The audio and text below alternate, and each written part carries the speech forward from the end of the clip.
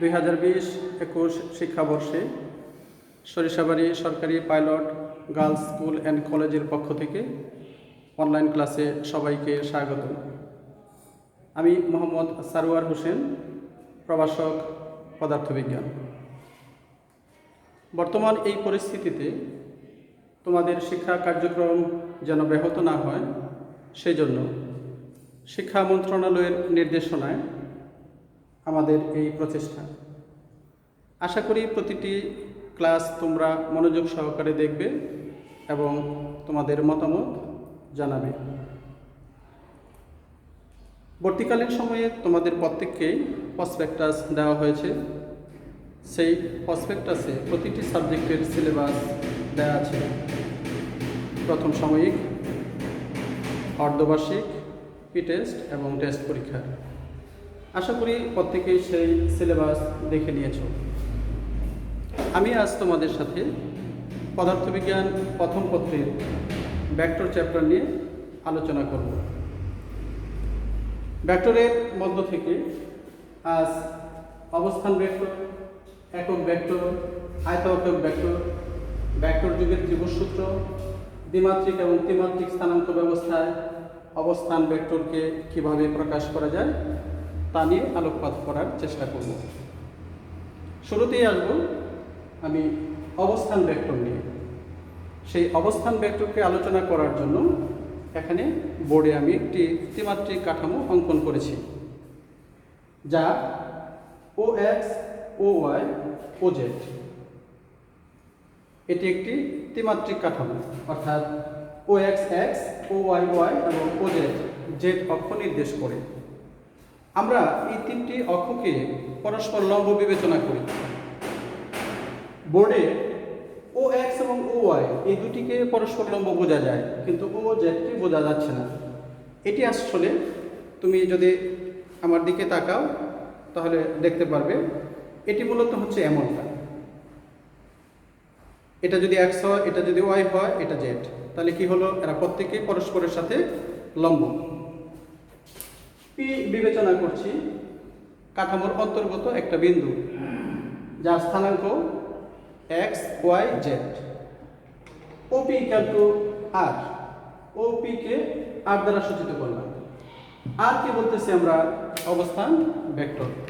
সেজন্য আমি অবস্থান ভেক্টরকে সংজ্ঞায়িত করব প্রসঙ্গ কাঠামোর মূল বিন্দুর সাপেক্ষে কোনো বিন্দুর অবস্থান নির্দেশের জন্য যে ভেক্টরকে ব্যবহার করা হয় তাকে অবস্থান ভেক্টর বলে। আশা করি বুঝতে পেরেছ। অবস্থান ভেক্টর। এরপর একক ভেক্টর। সংজ্ঞাটা এমন, যে ভেক্টরের মান 1 একক তাকে একক ভেক্টর বলে। যে ভেক্টরের মান 1 একক তাকে একক ভেক্টর বলে। এটিকে আমরা এরকম একটি ক্যাপ টুপি চিহ্ন দ্বারা প্রকাশ করব। টুপি চিহ্ন।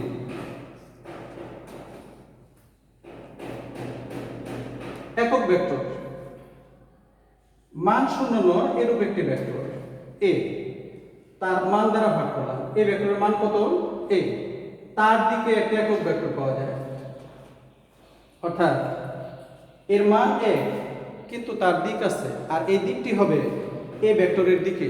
সেই জন্য আমরা বলে থাকি যে মান 0 নয় এরূপ কোনো ভেক্টরকে তার মান দ্বারা ভাগ করলে তার দিকে একক ভেক্টর পাওয়া যায়। তাহলে সিম্পলি আমরা যদি সংজ্ঞায়িত করি, যে ভেক্টরের মান 1 একক তাকে একক ভেক্টর বলে। মান 0 নয় এরূপ কোনো ভেক্টরকে তার মান দ্বারা ভাগ করলে তার দিকে একক ভেক্টর পাওয়া যায়। একক ভেক্টরকে তাহলে কিভাবে প্রকাশ করব আমরা? টুপি চিহ্ন দিয়ে। অর্থাৎ যে ভেক্টরের উপরে টুপি চিহ্ন থাকবে সেটাকে বলবো আমরা একক ভেক্টর। এ একটি ভেক্টর যার মান 0 নয়, এমন ভেক্টরের কে তার মান দ্বারা, এ ভেক্টরের মান হলো A, মান দ্বারা ভাগ করলাম, তার দিকে একক ভেক্টর A পাওয়া যায়। আমরা এর পরে আয়ত একক ভেক্টর। আয়ত একক ভেক্টর। ত্রিমাত্রিক কাঠামোতে কয়টা অক্ষ থাকে? 3টা, X, Y, Z। তাহলে ত্রিমাত্রিক কাঠামোতে 3টি পরস্পর লম্ব অক্ষ থাকে। X y z. এই এক্স অক্ষের দিকে একটি ভেক্টরকে প্রকাশের জন্য ওয়াই অক্ষের দিকে এবং জেড অক্ষের দিকে, এক্স অক্ষের দিকে আই, জে অক্ষের দিকে ওয়াই অক্ষের দিকে জে এবং জেড অক্ষের দিকে কে, এই ভেক্টরগুলোর উপরে কি চিহ্ন আছে? একক তীর চিহ্ন। সুতরাং এগুলো একক ভেক্টর। তাহলে এক্স অক্ষের দিকে কোনো ভেক্টরকে প্রকাশের জন্য একক ভেক্টর ব্যবহার করলাম আই, ওয়াই অক্ষের দিকে কোনো ভেক্টরকে নির্দেশের জন্য জে এবং জেড অক্ষের দিকে কোনো ভেক্টরকে নির্দেশের জন্য কে। সুতরাং আই জে কে হচ্ছে আয়ত একক ভেক্টর। ত্রিমাত্রিক স্থানাঙ্ক ব্যবস্থায় পরস্পর লম্ব তিনটি অক্ষ থাকে, যথা x y z. X y এবং জেড অক্ষের দিকে কোনো ভেক্টরকে নির্দেশের জন্য যে একক ভেক্টর ব্যবহার করা হয় তাদেরকে আয়ত একক ভেক্টর বলে। সুতরাং আই জে কে হচ্ছে যথাক্রমে এক্স ওয়াই এবং জেড অক্ষের দিকে একক ভেক্টর। আশা করি বুঝতে পেরেছ। তাহলে আমরা চলে যাব এরপর, অর্থাৎ ভেক্টর যুগের ত্রিভুজ সূত্র। ভেক্টর যুগের ত্রিভুজ সূত্র আমরা একটা ত্রিভুজ নেওয়ার চেষ্টা করি।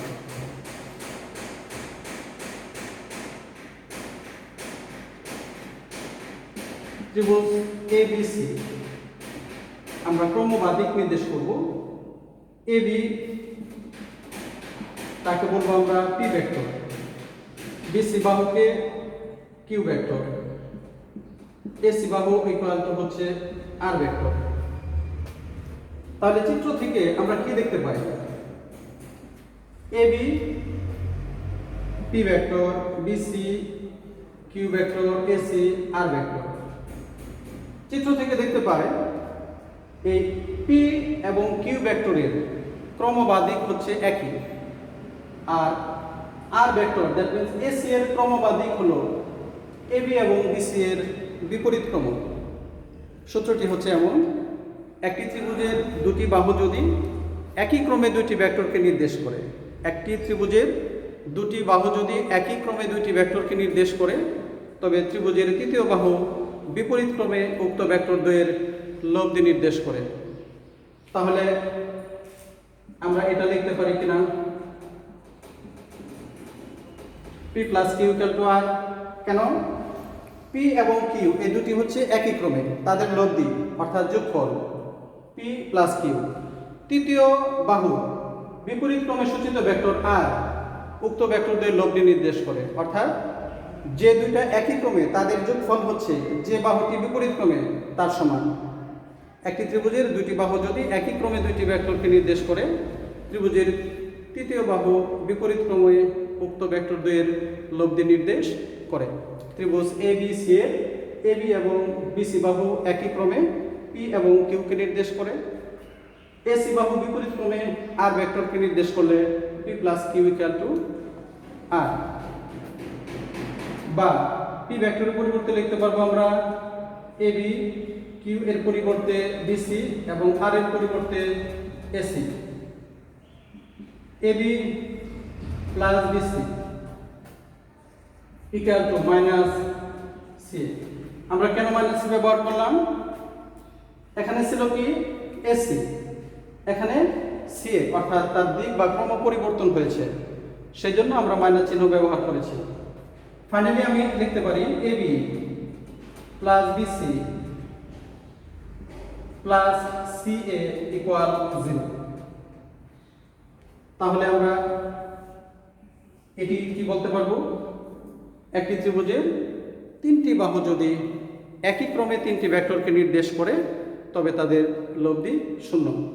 একটি ত্রিভুজের তিনটি বাহু যদি একই ক্রমে তিনটি ভেক্টরকে নির্দেশ করে, তবে তাদের লব্ধি শূন্য। আশা করি বুঝতে পেরেছ।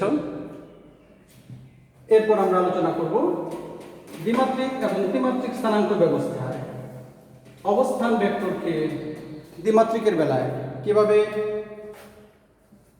আই জে মাধ্যমে প্রকাশ করা যায়, অথবা দ্বিমাত্রিক স্থানাঙ্ক ব্যবস্থায় দেখাও যে R equal to x I plus Y J.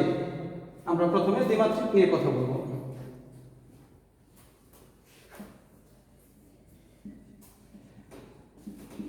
পরস্পর লম্ব দুটি অক্ষ ও এক্স ও ওয়াই যথাক্রমে এক্স এবং ওয়াই অক্ষ নির্দেশ করে। পি কাঠামোর অন্তর্গত একটি বিন্দু, পি বিন্দুর স্থানাঙ্ক X Y O P equal to R, R একটি অবস্থান ভেক্টর। পরস্পর লম্ব দুটি অক্ষ ও এক্স এবং ও ওয়াই যথাক্রমে এক্স এবং ওয়াই অক্ষ নির্দেশ করে।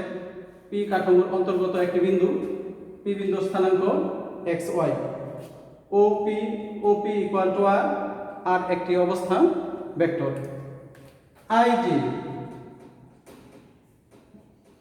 আই জে যথাক্রমে এক্স এবং ওয়াই অক্ষের দিকে একক ভেক্টর। পি হতে জেড অক্ষের উপর পি হতে এক্স অক্ষের উপর পি এন লম্ব টানি, ধরি ও এন ইকুয়াল এক্স এবং N P equal to y. ত্রিভুজ ও এন পি এই ত্রিভুজে আমরা যদি ত্রিভুজ সূত্র প্রয়োগ করি তাহলে আমরা কি পাই? OP equal to O N plus N P. একক ভেক্টরের সংজ্ঞা থেকে আমরা কি শিখেছি?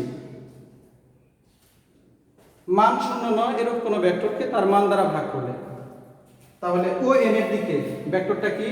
আই। তাহলে এই ভেক্টরটাকে আমরা এভাবে পেতে পারি কিনা দেখো, i equal to vector O N divided by তার মান ও এন। সুতরাং vector O N equal to হলো এক্স আই ও ওয়াই, অর্থাৎ ওয়াই অক্ষ বরাবর যেটা একক ভেক্টর, একক ভেক্টর, এটা আমরা এই এনপি বাহুর উপর যদি আমরা প্রয়োগ করি তাহলে সেই ক্ষেত্রে পাই যে vector equal to vector NP, তার মান হলো এনপি। সুতরাং vector NP equal Y J. NP equal to আমরা কি ধরেছি? ওয়াই। সুতরাং NP vector NP equal to Y J, এই তিনটি মান অর্থাৎ OP equal to R, O N equal X I, N P equal to Y J, এই তিনটি মান যদি এটা সমীকরণ নাম্বার দেওয়া থাকতো 1 নং সমীকরণ, সেই সমীকরণে বসিয়ে আমরা পাচ্ছি R equal X I plus Y J. প্রশ্ন ছিল দ্বিমাত্রিক স্থানাঙ্ক ব্যবস্থায় অবস্থান ভেক্টরকে কিভাবে আই জে এর মাধ্যমে প্রকাশ করা যায়, অথবা দ্বিমাত্রিক স্থানাঙ্ক ব্যবস্থায় দেখাও যে R equal to x I plus Y J. আমরা পেয়ে গেলাম। আমরা যদি এই ত্রিভুজে পিথাগোরাসের উপপাদ্য প্রয়োগ করি তাহলে কি পাবো? তাহলে আমরা কি পাই? OP square equal to O N square plus NP square. তাহলে ওপি ইকুয়াল টু কত? আর, তার উপরে আছে square, O N equal to কত? এক্স, তার উপরে আছে স্কয়ার, এনপি ওয়াই, তার উপরে আছে স্কয়ার। সুতরাং R square equal to X square plus Y square. সুতরাং R equal to root over x square plus Y square. তাহলে এই বাহুটাকে আমরা অলরেডি ধরেছি কি? এক্স, এটাকে ধরেছি কি? ওয়াই। এই দুই ওয়াই, এই কোণটা যদি থিটা হয় তাহলে এই ত্রিভুজ থেকে যদি আমরা tan থিটা নিই তাহলে কি পাবো? লম্ব বাই ভূমি। লম্ব কত? ওয়াই, ভূমি কত? এক্স। সুতরাং theta equal to tan inverse y by x. দ্বিমাত্রিক স্থানাঙ্ক ব্যবস্থায় অবস্থান ভেক্টরকে কিভাবে আই জে এর মাধ্যমে প্রকাশ করা যায়, অথবা দ্বিমাত্রিক ব্যবস্থায় অবস্থান vector r equal to x I plus Y j, finally r equal to root over x square plus Y square. কোনো ক্ষেত্রে এটি প্রতিপাদনে সরাসরি আসে, কিন্তু কোনো প্রশ্নের এই সমীকরণটা অর্থাৎ থিটা মানটা চলে আসে, সেজন্য আমরা এটা দেখে নিলাম। তাহলে নিঃসন্দেহে বুঝতে পারছো অবস্থান অর্থাৎ দ্বিমাত্রিক স্থানাঙ্ক ব্যবস্থায় অবস্থান ভেক্টর সম্পর্কীয় মোটামুটি যেভাবে প্রশ্ন হতে পারে বা হয়ে থাকে আমি সেভাবেই তোমাদের সাথে আলোকপাত করার চেষ্টা করলাম। ফাইনালি আমি ত্রিমাত্রিক ব্যবস্থা নিয়ে তোমাদের সাথে কথা বলবো। ত্রিমাত্রিক এটি দ্বিমাত্রিকের চেয়ে একটু ভিন্নভাবে দেখার চেষ্টা করব। পরস্পর লম্ব তিনটি অক্ষ। প্রশ্ন হতে পারে ত্রিমাত্রিক স্থানাঙ্ক ব্যবস্থায় অবস্থান ভেক্টরকে i j এবং k এর মাধ্যমে কিভাবে প্রকাশ করা যায়, অথবা ত্রিমাত্রিক স্থানাঙ্ক ব্যবস্থায় অবস্থান vector r xi plus yj plus zk, অথবা r √x square plus y square plus z square. আমরা একটা কাঠামো নেব ত্রিমাত্রিক। পরস্পর লম্ব তিনটি অক্ষ OX, OY এবং OZ যথাক্রমে x, y এবং z অক্ষ নির্দেশ করে। P কাঠামোর অন্তর্গত একটি বিন্দু, P বিন্দুর স্থানাঙ্ক x, y, z, OP equal to r, OP equal r, r একটি অবস্থান ভেক্টর। I, j এবং k যথাক্রমে x, y এবং z অক্ষের দিকে একক ভেক্টর। P হতে z অক্ষের উপর, P হতে z অক্ষের উপর PQ এবং x, y তলে PN লম্ব টানি ON যোগ করি। N হতে x অক্ষের উপর NL এবং y অক্ষের উপর MN লম্ব টানি। পরস্পর লম্ব তিনটি অক্ষ OX, OY এবং OZ যথাক্রমে x, y এবং z অক্ষ নির্দেশ করে। P কাঠামোর অন্তর্গত একটি বিন্দু, P বিন্দুর স্থানাঙ্ক x, y, z, OP equal to r, I, j, k যথাক্রমে x, y এবং z অক্ষের দিকে একক ভেক্টর। P হতে z অক্ষের উপর PQ এবং x, y তলে PN লম্ব টানি ON যোগ করি। N হতে x অক্ষের উপর NL এবং y অক্ষের উপর MN লম্ব টানি ধরি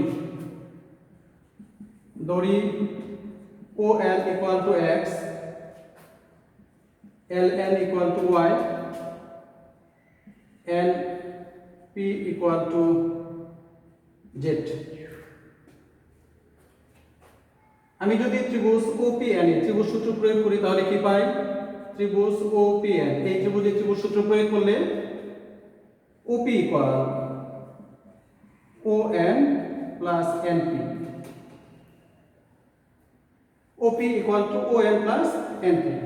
আবার ONL এই ত্রিভুজে ত্রিভুজ সূত্র প্রয়োগ করলে ON এর পরিবর্তে লিখতে পারবো OL plus LN আর আমাদের আগের আছে NP। তাহলে ফাইনালি সমীকরণটি OP equal to OL plus LN plus NP। OP equal to কত? r। তাহলে OL কি পড়ছে আমরা একক ভেক্টরে মান শূন্য নয় এরকম কোনো ভেক্টরকে তার মান দ্বারা ভাগ করলে তার দিকে একক ভেক্টর পাওয়া যায়। তাহলে OL এর দিকে একক ভেক্টর I, OL এর দিকে একক vector I equal to OL divided by তার মান OL। সুতরাং vector OL equal to xi। OM বরাবর হলো যে ভেক্টর তার সমান্তরাল LN এই বাহুতে যদি আমরা এটি প্রয়োগ করি তাহলে যে vector equal to vector LN divided by তার মান LN। সুতরাং vector LN equal to yj। এই দিক একই দিক সমান্তরাল। সুতরাং একক vector k equal to vector NP divided by তার মান NP। সুতরাং vector NP equal to zk। এই মান তিনটি অর্থাৎ OP equal to r, x, L, OL equal to xi, LN equal to yj, NP equal to zk। এই তিনটি মান যদি আমরা এই সমীকরণে বসাই তাহলে পেয়ে যাব একক অবস্থান vector r equal to xi plus yj plus zk।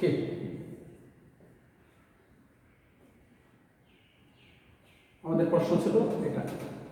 সুতরাং অবস্থান vector r equal to xi plus yj plus zk প্রতিপাদিত হয়ে গেল। আমরা যদি এখানে আসতে চাই তাহলে উল্লেখিত ত্রিভুজ OPNA পিথাগোরাসের উপপাদ্য প্রয়োগ করলে আমরা পাই OP square equal two OL square plus NP square. OL স্কয়ারের পরিবর্তে লিখতে পারবো OL square plus LN square plus NP square. OP equal to r তার উপরে square OL x square plus y square plus z square. সুতরাং অবস্থান vector r এর মান x square plus y square plus z square. এটার আমরা একটু প্রয়োগ দেখতে চাই। যেমন বলা হলো a একটি vector axi plus ayj plus azk, যেমনটা ছিল তোমার এখানে r equal to xi plus yj plus zk। আর এর মান কি পেয়েছি আমরা x square plus y square plus z square. তাহলে একটি ভেক্টর যদি a equal to axi plus ay plus ayj plus azk হয় তাহলে তার মান আমরা কি পাবো ax square plus ay square plus az square. তাহলে এই সূত্রটা ব্যবহার করে যেটা আমরা শিখলাম, যেটা প্রতিপাদন করলাম, এটি ব্যবহার করে যদি কখনো কোনো ভেক্টরের মান নির্ণয় করতে বলে এবং তার দিকে কোনো একক ভেক্টর নির্ণয় করতে বলে তাহলে নিঃসন্দেহে আমরা সেটা করতে পারবো। একটু দেখার চেষ্টা করি আমরা। যেমন a একটি ভেক্টর দেওয়া আছে হলো 10i plus 10j minus 5k। প্রশ্ন এই ভেক্টরের মান নির্ণয় করো। এই ভেক্টরের দিকে একটি একক ভেক্টর নির্ণয় করো। তাহলে এই ভেক্টরের মান √ax স্কয়ার। ax স্কয়ার স্থলে কি লিখবো আমরা 10 স্কয়ার। ay স্কয়ার স্থলে কি লিখবো 10 স্কয়ার প্লাস az স্থলে কি লিখবো -5 স্কয়ার। 225 একবারে লিখলাম 225। এটা বর্গমূল করলে প্লাস মাইনাস হয় 15। সচরাচর আমরা শুধু প্লাস মানটাকেও নিয়ে থাকি, প্লাস মাইনাস মানটাই সঠিক, প্লাস মানটাও সঠিক, আমরা সচরাচর এটাকে ব্যবহার করে থাকি। তাহলে এই ভেক্টরের মান পেলাম কত আমরা 15। যদি বলে এই ভেক্টরের দিকে একটি একক ভেক্টর, তাহলে এই ভেক্টরের দিকে একটি একক ভেক্টর যদি হয় a, তাহলে আমরা কি লিখতে পাই a ডিভাইডেড বাই a। তাহলে কি 10i plus 10j minus 5k ভাগ করবো আমরা কত দিয়ে এই ভেক্টরের মান কত পেয়েছি 15। আলাদা আলাদা যদি ভাগ করে দেই 10 কে 15 দ্বারা ভাগ করলাম, উপরে 2 নিচে হলো 3, সাথে i plus 2/3j minus 1/3k। আশা করি আজকের আলোচনা থেকে কিছু না কিছু শিখতে পারবে। তোমাদের মতামত শুরুতেই বলেছি, তোমাদের মতামত আমাকে জানাবে। আজ এই পর্যন্তই। সবাই ভালো থাকো, নিরাপদে থাকো। ঘর থেকে বের হলে অবশ্যই মাস্ক ব্যবহার করবে এবং সামাজিক দূরত্ব বজায় রেখে চলার চেষ্টা করবে। সবার সুস্বাস্থ্য কামনায় আজ এই পর্যন্তই।